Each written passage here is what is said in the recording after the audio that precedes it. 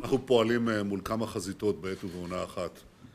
הלילה פעלנו נגד מטרות רבות של חמאס בעזה, והיעד של כל הפעולות שלנו הוא החזרת השקט והביטחון לכל אזרחי ישראל, ובראשם לתושבי הדרום. הניסיון מוכיח שברגעים כאלה יש לנהוג בקור רוח ובאחריות, ולא בהתלהמות ובפזיזות. אנחנו נעשה כל מה שנדרש כדי להשיב את השקט והביטחון לדרום. בסוף השבוע אנחנו גם פעלנו בנחישות נגד ההתפרעויות בירושלים וביישובים ערביים.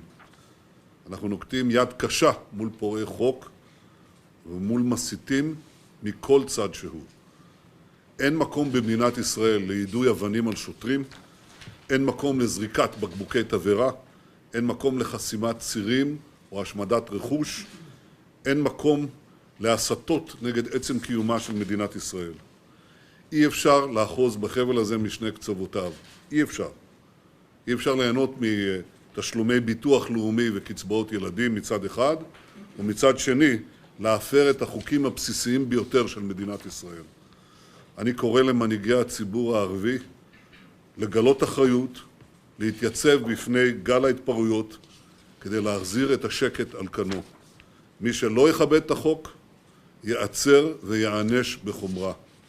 ואני מבקש בהזדמנות הזאת, בשם ממשלת ישראל, לשלוח את הערכתי הרבה לשוטרים ולחיילים שעוסקים ללא לאות בהבטחת ביטחונם של כל אזרחי ישראל.